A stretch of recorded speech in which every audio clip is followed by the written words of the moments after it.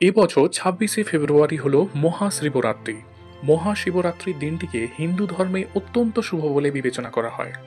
হিন্দু পঞ্জিকা অনুসারে প্রতি বছর ফাল্গুন কৃষ্ণ চতুর্দশী তিথিতে মহাশিবরাত্রি পালিত হয়, কিন্তু এবারের মহাশিবরাত্রি অন্য বারের তুলনায় একটু হলেও আলাদা, কারণ দীর্ঘ ৬০ বছর পরে এক বিরল গ্রহ সংযোগ আসছে এই মহাশিবরাত্রিতে।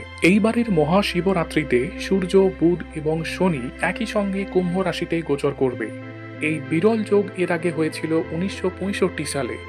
বিশ্বাস করা হয় যে বিরল গ্রহ সংযোগের সময় শিবের পূজা করলে ভক্তদের ইচ্ছা দ্রুত পূরণ হয়। এবারের শিবরাত্রির কৃষ্ণপক্ষের চতুর্দশী তিথি শুরু হচ্ছে ২৬শে ফেব্রুয়ারি ২০২৫ তারিখে সকাল ১১টা ৮ মিনিটে এবং চলবে পরের দিন অর্থাৎ ২৭শে ফেব্রুয়ারি ২০২৫ তারিখ সকাল ৮টা ৪৫ পর্যন্ত।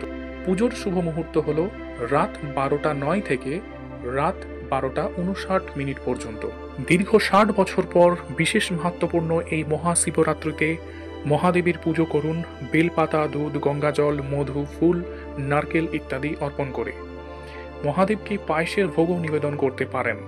এই তিথিতে শিবের পঞ্চাক্ষরী মন্ত্র ও মহামৃত্যুঞ্জয় মন্ত্র জপ করলে তার আশীর্বাদ লাভ করা যায়। ৪ প্রহরের পুজোর পর পরের দিন সকালে ব্রত ভঙ্গ করা উচিত।